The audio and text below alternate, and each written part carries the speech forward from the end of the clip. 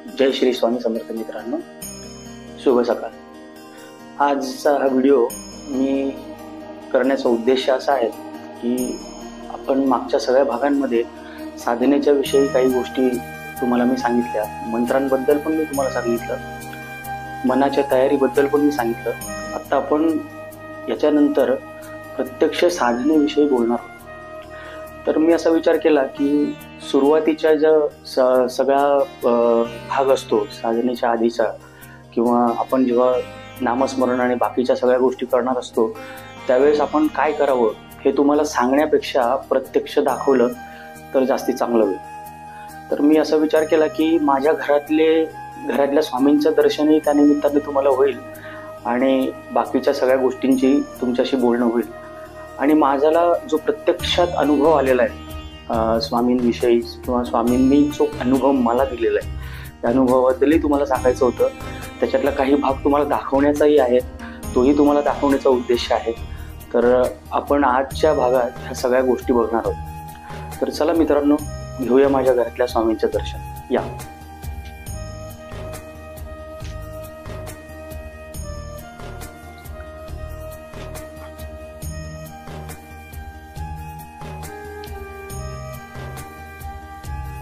तर आत्ता सकाळचे 4:30 वाजले आहेत। तर या बाहेर तुम्ही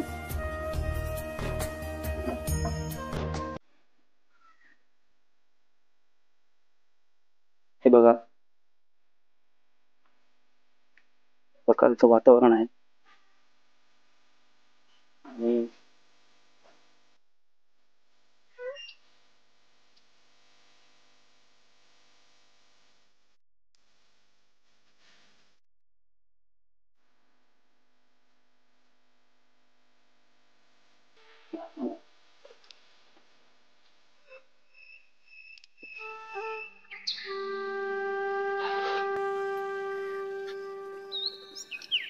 ह्या सकाळच्या वेळेचं जे महत्त्व आहे ते तुम्हाला मी सांगणारच आहे। पण मित्रांनो, ही जी वेळ असते ना, ही वेळ अतिशय शक्तिशाली अशी वेळ आहे। ह्या आपल्या दिवसभराच्या सगळ्या ज्या कालचक्राची ही सगळ्यात अतिशय शक्तिशाली अशी ही वेळ, कमालीची शांतता असते यावेळेस। आणि आपल्याला असा आभास होतो की आपल्या बरोबर एक कुठली तरी मोठी शक्ती अशी चुंबकासारखी आपल्याला खेचत असते। हा अनुभव तुम्ही सकाळी स्वतः उठून घेतल्याशिवाय तुम्हाला मिळणार नाही। आणि महत्त्वाची गोष्ट अशी असते ना की दिवसभराची जी आपली सगळे जे काही कार्यक्रम आपण करणार असतो ना, त्याची सुरुवात जर का आपण सकाळच्या ह्या वेळेपासून केली तर आपल्याला जाणवतं सगळ्या गोष्टी, आपल्याला अनुभव येतो। ह्या वेळेत सुरुवात आपले विचार जे असतात ते तयार होतात आपोआप। आणि साधना करण्याची किंवा आपल्या नामस्मरण किंवा बाकीच्या सगळ्या गोष्टी करण्याची, आपलं मन शांत करण्याची ही अतिशय छान आणि उत्तम वेळ असते। हा पण सुरुवातीला काही दिवस त्रास होतो। हा सगळा दिनक्रम जेव्हा तयार होतो आपला, तेव्हा सवय जी असते ही आपल्याला लागण्यासाठी आपल्याला मानसिक तयारी जी करावी लागते ती आपल्याला स्वतःला करायला लागते आधी। बाकी सगळ्या गोष्टी ह्या आपोआप नंतर होत असतात की सकाळी मी कसं उठू किंवा काय करू। आता सकाळी 4:30 वाजलेत, पण 4:30 वाजता सुद्धा आपल्याला जेव्हा आपला दिनक्रम त्या पद्धतीने जेव्हा तयार होतो ना, तेव्हा आपली कामं, बाकीची सकाळची कामं तुम्हाला प्रचंड जो एक सकारात्मकता तुमच्या दिवसभराच्या सगळ्या कार्यक्रमात तुम्हाला जाणवेल। नंतर तुम्हाला अनुभव यायला लागतील की तुमचे जे निर्णय आहे, तुमची निर्णय घेण्याची क्षमता तुमची वाढेल। तुमच्या सकाळचं जे नामस्मरण किंवा दिनचर्या जी आहे ती जर का तुम्ही एका ठराविक पद्धतीने जर सुरू केली तर सगळ्या गोष्टी ज्या आहेत ना ह्या तुम्हाला आपोआप जाणवतील। आणि मी ह्या सगळ्या गोष्टींमधून ही जी मानसिक तयारी आहे, आपल्याला सगळ्या गोष्टी मिळतात मित्रांनो, सगळ्या गोष्टी आपल्याला व्यवस्थित मिळतात। आपण जर काही गोष्टी जर आपण पालन केल्या, ज्या आपल्याला सांगितलेल्या आधीपासून, प्रत्येक गोष्टीचं महत्त्व आहे, तसं ह्या वेळेचंही महत्त्व आहे। तर मी जे आहे माझी तशी साधना तुम्ही कधीही करा, तसा काही प्रश्न नाहीये। पण सकाळच्या वेळेला जे तुम्ही कराल किंवा सकाळच्या ह्या वेळेमध्ये जी काही तुम्ही दिनचर्या किंवा तुमची साधना किंवा नामस्मरण किंवा बाकीच्या सगळ्या गोष्टी कराल, त्याचं जे तुम्हाला अनुभव आहेत त्याची प्रचंड तुम्हाला सकारात्मकता आणि प्रचंड तुम्हाला जी शक्ती आहे ती 100% जाणवेल। ही गोष्ट मी तुम्हाला अगदी निश्चित सांगतो. त्यामुळे शक्यतो साधनेची जी वेळ आहे ती ही सकाळचा जो ब्रह्ममुहूर्त म्हणतो आपण याला, त्या ब्रह्ममुहूर्तात जर तुम्ही केली तर तुम्हाला निश्चित ह्या सगळ्या गोष्टींचे अनुभव जे आहेत ते जाणवणार आहेत.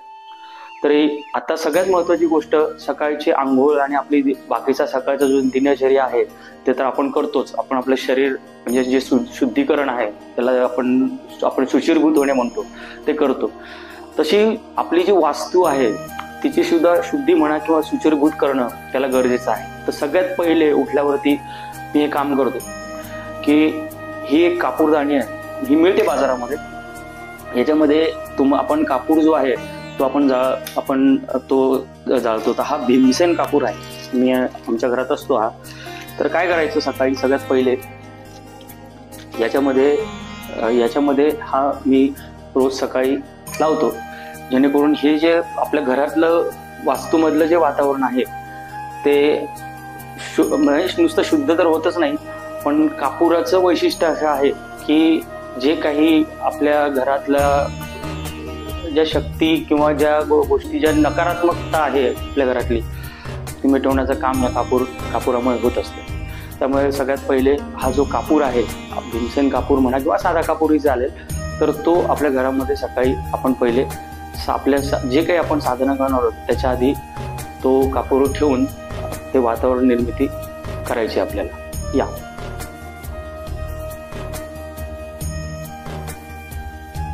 आता दुसरं काम जे आहे, दुसरं काम म्हणजे आपल्या माथ्यावरती, डोक्यावरती टिळा जो आहे, तिलक त्याला आपण म्हणतो, तो आपण करणार आहोत.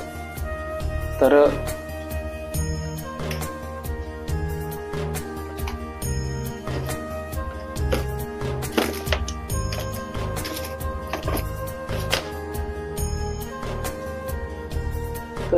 हा जो तिलक आहे हा मी करतो.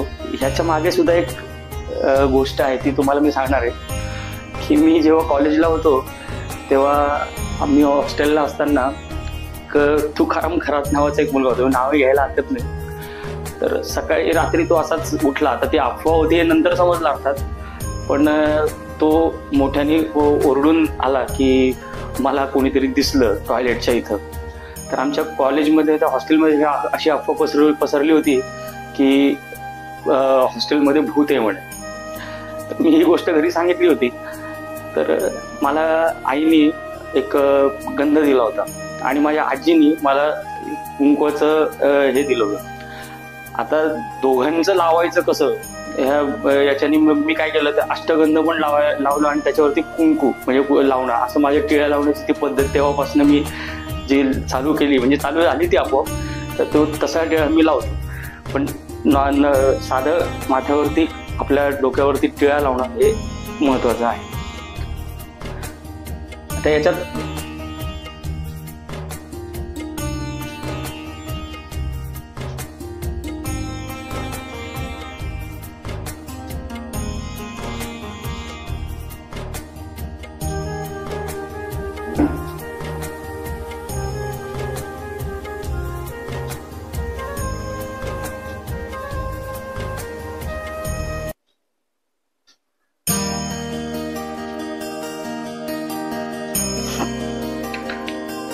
गोष्ट अशी आहे की आपल्या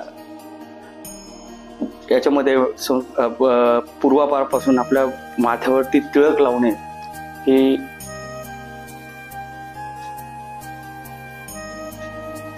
बघायचो आपण की सगळे आपले पूर्वज जे आहेत ते माथ्यावरती गंध लावायचे.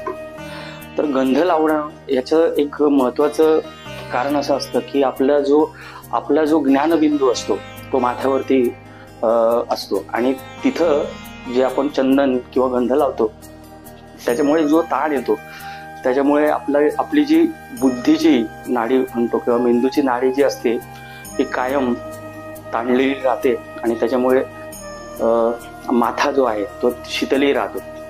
आता कसं आहे की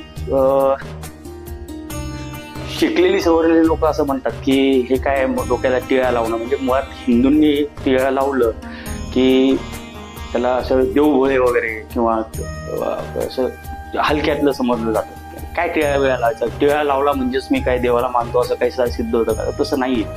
ही आपली ओळख आहे मित्रांनो. म्हणजे शिकलेली सवरलेल्या लोकांमध्ये हा समज आहे की हे काय टिळा वेळा लावून फिरायचं, हे काय आहे. But that is not there. I am also well educated person. पण टिळा हा मी वर्षानुवर्ष म्हणजे बऱ्याच वर्षांपासून मला डोक्यावरती टिळा लावायची सवय आहे. म्हणजे मी ते लावून घेतलेली. अगदी मी टायही लावतो, मी सूटही घालतो, पण माझ्या माथ्यावरती टिळा असतो. कारण माझ्या माथ्यावरची टिळा हा माझी ओळख आहे. बघा मित्रांनो, ह्याच्यामध्ये असं आहे की आपली ओळख जी आहे ती आपल्या संस्कृतीने जी दिलेली आहे ती आपण जपलीच पाहिजे. त्यामुळे मी ही सवय लावून घेतलेली आहे स्वतःला. माथ्यावरती टिळा लावल्याशिवाय मी कुठल्याही कामासाठी बाहेर पडत नाही. आजपर्यंत कधी पडलेलंही नाही. तर ही आपण आता आंघोळ झाल्यावरती मी आलो खाली. त्याच्यानंतर मी घरात पहिले कापूर लावला. आता दुसरी जी स्टेप आहे ती आपल्याला करायची, ती अत्यंत महत्त्वाची आहे की आपल्या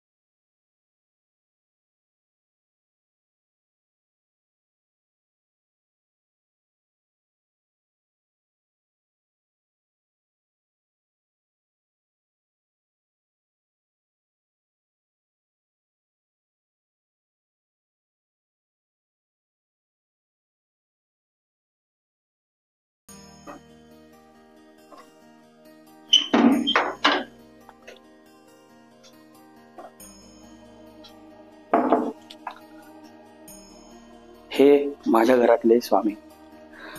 आम्ही ही मूर्ती आत्ता 1.5 वर्षापूर्वी आम्ही घेतली, आणली, मग घरामध्ये प्राणप्रतिष्ठा केली या मूर्तीची.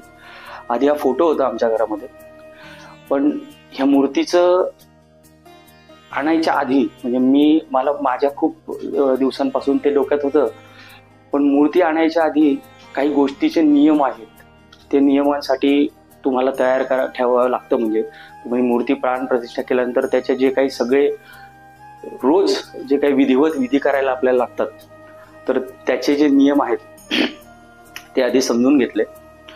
आणि मग जेव्हा मनाची तयारी झाली की आपण करू शकतो, म्हणजे आपण मूर्तीची प्राणप्रतिष्ठा घरामध्ये केल्यानंतर आपण सगळ्या गोष्टींना न्याय देऊ शकतो, तेव्हाच ती घरी आणलेली चांगली. म्हणून मग आम्ही ते पूर्ण सगळ्या गोष्टी जाणून घेतल्या आधी. आणि नंतर मग आम्ही ही मूर्ती जी आहे ही घरामध्ये आम्ही आणली. रोज सकाळी दोन्ही वेळा आरती करणं. दुसरी गोष्ट, स्वामींना रोजच्या रोज नैवेद्य आणि दर गुरुवारी आम्ही अभिषेकही करतो.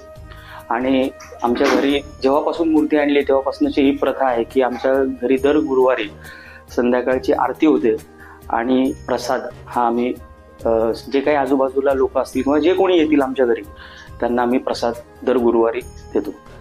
तर हे सगळ्या गोष्टी ज्या आहेत ह्या आम्ही आमच्या घरामध्ये जेव्हापासून आम्ही स्वामींची स्थापना आमच्या घरामध्ये केली आहे तेव्हापासून आम्ही करतो.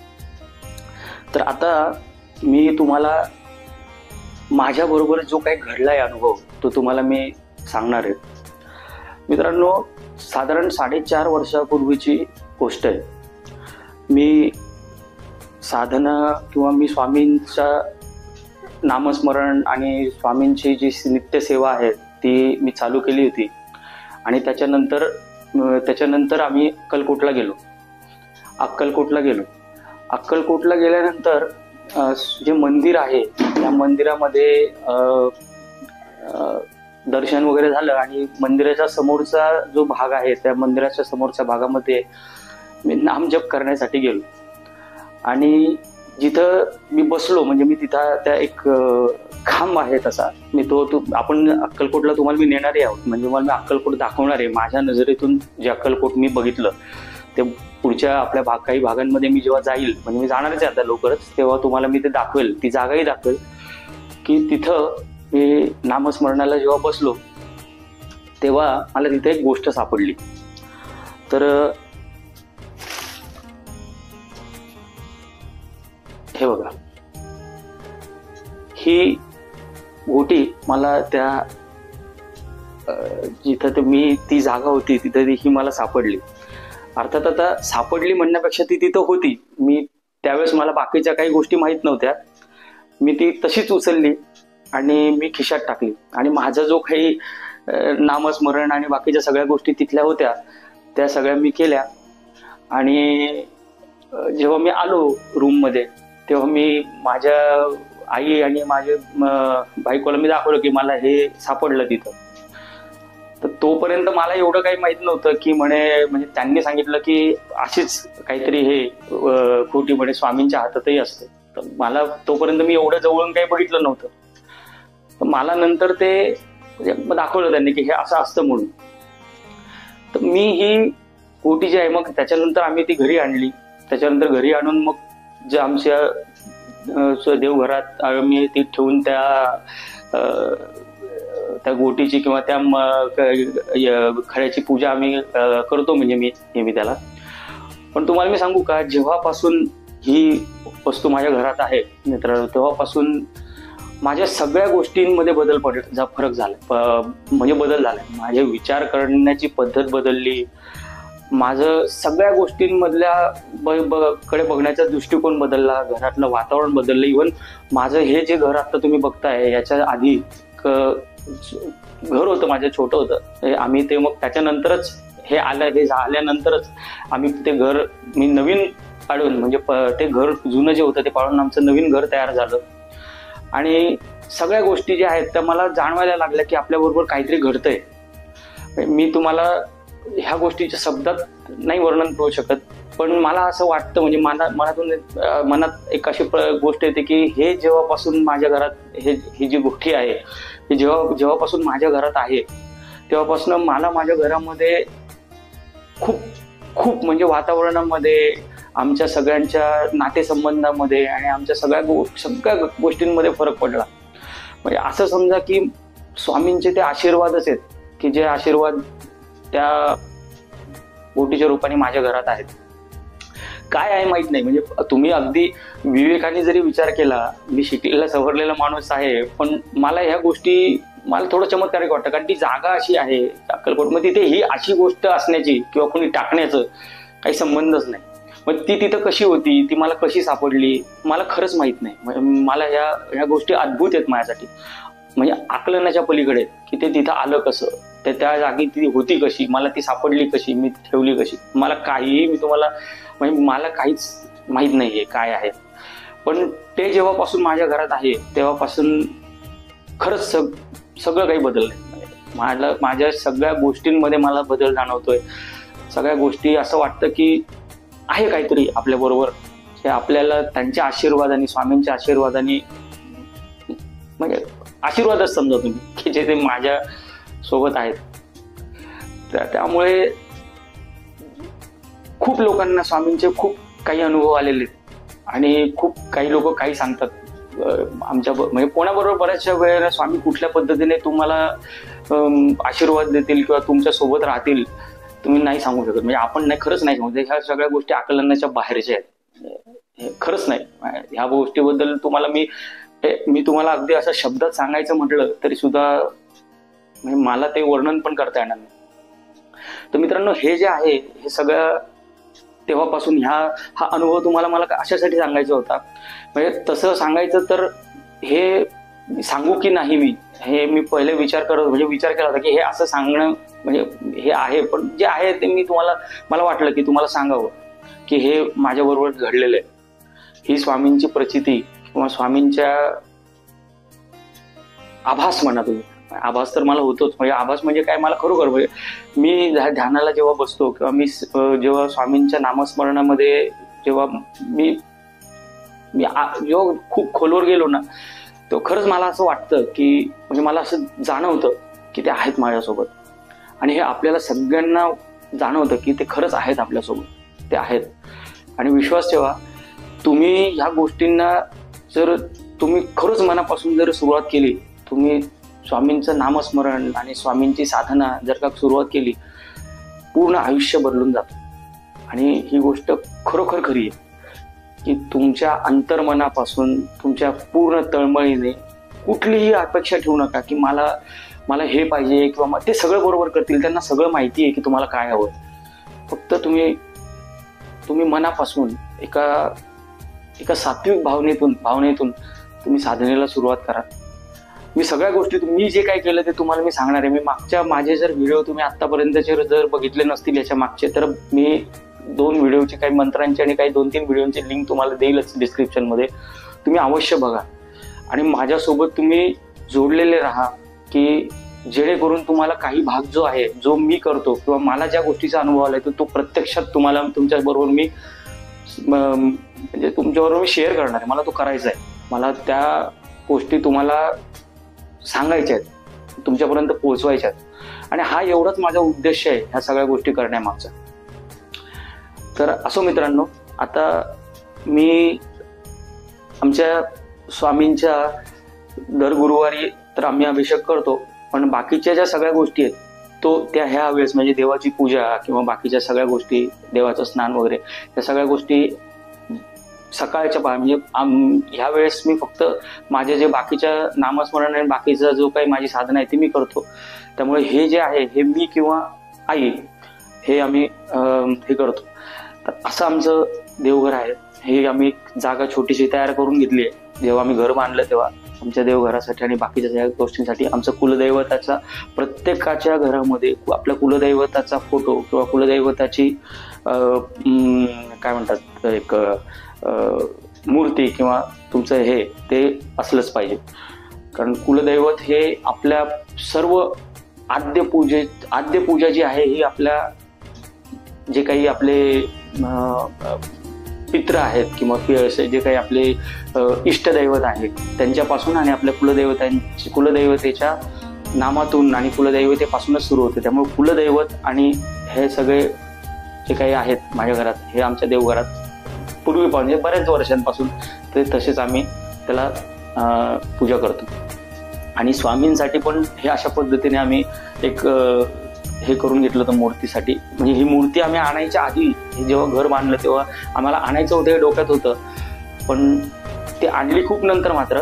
पण त्याच्यासाठी आम्ही एक वेगळी व्यवस्था आमच्या घरामध्ये करून ठेवली होती आधीपासूनच. तर आता हा दिवा हा अगदी 24 तास चालू असतो. त्याच्यामध्ये हा खंडित शक्यतो होत नाही. म्हणजे तो जर विझला आपोआप तरच, पण हा दिवा आम्ही आजपर्यंत म्हणजे जेव्हापासून आहेत स्वामी तेव्हापासून आम्ही खंडित होऊ दिलेला नाही. हा चालूच असतो, सुरूच असतो दिवा. तर तर आता आपण पहिले जे करायचं आहे ते स्वामींसमोर मी रोज उदबत्ती आणि धूप हे घरामध्ये पहिले आपण लावतो.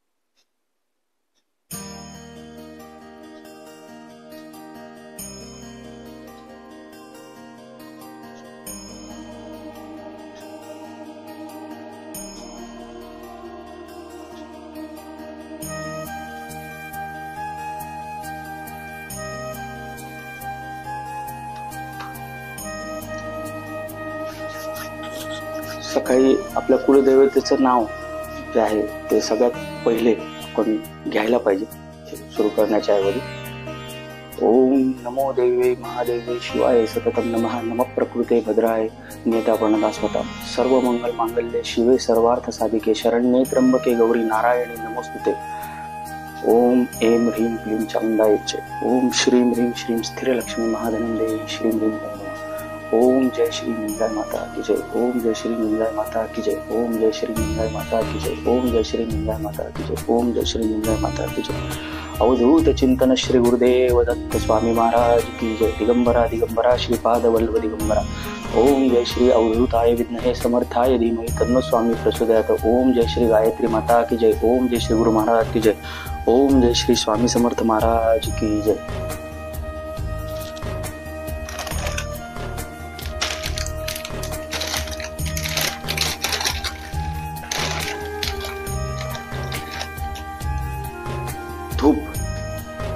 धूप प्रज्वलित करायचंय. ह्या सगळ्या गोष्टी आहेत ना मित्रांनो, ह्या सगळ्या गोष्टी तुम्ही करून बघा. तुम्हाला तुमच्या घरामधले जे काही क्लेश असतील, ज्या काही तुमच्या घरामध्ये ज्या काही नकारात्मक गोष्टी असतील, तुम्ही सकाळीच्या ह्या वेळेमध्ये ज्या काही गोष्टी करायच्या आहेत ह्या गोष्टी तुम्ही करायला सुरुवात करा. ह्या ब्रह्ममुहूर्तामध्ये प्रचंड शक्ती आहे. विश्वास ठेवा. तुमच्या जे काही प्रश्न असतील, अर्धे प्रश्न तर तुम्ही ही सवय जर लावून घेतली काही गोष्टी करण्याच्या घरामधल्या, तर तुम्हाला खूप फरक पडेल. हे धूप जे आहे हे आपण लावायचं.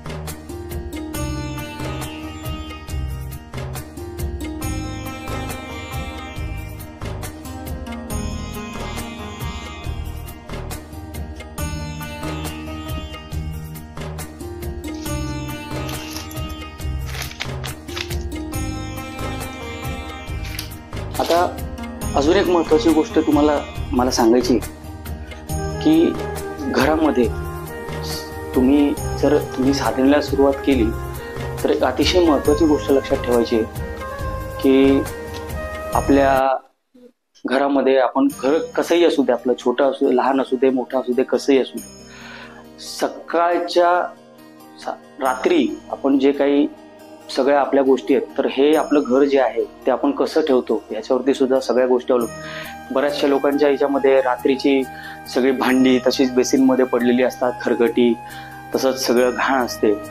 तर आपण रात्री झोपायच्या आधी आपल्या सगळ्या गोष्टी, म्हणजे जे काही आपलं रात्रीचं भांडी म्हणा, खरकटं म्हणा किंवा घाण म्हणा, हे सगळे साफ करून मगच झोपायचं आहे. कारण ह्या सगळ्या गोष्टीचा प्रभाव आपल्या दैनंदिन आयुष्यावरती पडत असतो नकळत. खूप महत्त्वाच्या असतात त्या छोट्या छोट्या गोष्टी, की आपण कसं आपलं घर छोटं असू दे मोठं आपण कसं ठेवतो, ही गोष्ट सुद्धा खूप आता आपण जे साधना करणार आहोत त्याच्या आधी आपल्या जिथं आपण आसनस्थ होणार आहोत तिथं बत्ती आपण लावायची आणि मग जे काही आपले दिवसभराचं जे काही आपण करणार आहोत, म्हणजे मी काय करतो ते मी सांगतो, की मी ओंकार, त्याच्यानंतर गायत्री मंत्र आणि स्वामींच्या नामस्मरण या 3 गोष्टी या सकाळच्या पहारी मी करतो. साधारण मला सगळं करायला 1 तास लागतो, पण गायत्री मंत्रासाठीच मी सकाळी जे उठायचं जे हे सुरू केलंय, म्हणजे माझी सवय मी लावून घेतली ते, की गायत्री मंत्र जो आहे तुम्ही सकाळच्या ह्या ब्राह्ममुहूर्तामध्ये जर केला तर तुम्हाला खूप म्हणजे खूप फरक किंवा खूप बदल स्वतःमध्ये जाणवतील. कारण अतिशय प्रभावी मंत्र आहे. गायत्री मंत्रावर तुम्ही एक वेगळा व्हिडिओ पण मागे केलेला आहे, तो जर तुम्ही बघितला नसेल तर अवश्य बघा. कारण गायत्री मंत्र हा आपल्या सनातनामध्ये पुराणात, म्हणजे जे काही आपले वेद आहेत त्याच्यामध्ये अतिशय महत्त्वाचा मंत्र जो आहे तो गायत्री मंत्र आहे. त्यामुळे ह्या सगळ्या गोष्टी मी करतो. हे सगळे तुम्हाला मी दाखवण्यामागचं कारण असं होतं की मी तुम्हाला हे सगळं सांगणं की असं करा तसं करा, त्यापेक्षा प्रत्यक्षात मी करून दाखवलेलं तुमच्यासाठी कधी चांगलं आहे, म्हणून मी मुद्दाम सकाळच्या वेळी हा व्हिडिओ शूट करतोय आज. तर मित्रांनो, पुढच्या सगळ्या येणाऱ्या आपल्या भागांमध्ये मी तुम्हाला सगळ्या गोष्टी सांगणार आहे. म्हणजे आपण चर्चा पण करणार आहोत वेगवेगळ्या विषयांवरती. मी तुम्हाला त्या सगळ्या साधनेबद्दल किंवा स्वामींच्या ज्या काही बाकीच्या गोष्टी आहेत, म्हणजे जे काही आपण अध्यात्म म्हणण्यापेक्षा धर्म किंवा बाकीच्या सगळ्या जीवनातल्या छोट्या छोट्या गोष्टींबद्दल मी डिस्कस जे काही मी वाचलंय किंवा जे काही ज्या गोष्टींचा मी अभ्यास केलाय, ते त्याच्यातून मला जे काही समजलं ते तुमच्यापर्यंत पोहोचवणं हा या सगळ्या उपक्रमामागचा मागचा मुख्य उद्देश आहे. तर मित्रांनो, आज मी हे सगळ्या याच्यामध्ये आज मी माझ्या साधनेला मी बसणार आहे. तर पुढच्या भागांमध्ये जे काही गोष्टी तुम्हाला मी सांगेल त्या तुमच्यापर्यंत येणारच आहे, पण आजच्या भागामध्ये आपल्या याच्यासाठी मी आज इथेच थांबतो. कृपया करा माझ्याबरोबर जोडलेले राहा. माझ्या चॅनलला जास्तीत जास्त सबस्क्राईब करा, कारण तुमच्यापर्यंत आणि लोकांपर्यंत ह्या गोष्टी पोहोचत राहतील. जे काही पुढे येणार आहे, जे काही भविष्यामध्ये मला करायचं आहे किंवा तुम्हाला जे काही सांगायचं आहे त्या गोष्टी तुमच्यापर्यंत पोहोचवता येतील. तर आज एवढं बोलून मी इथेच थांबतो. जय श्री स्वामी समर्थ. धन्यवाद.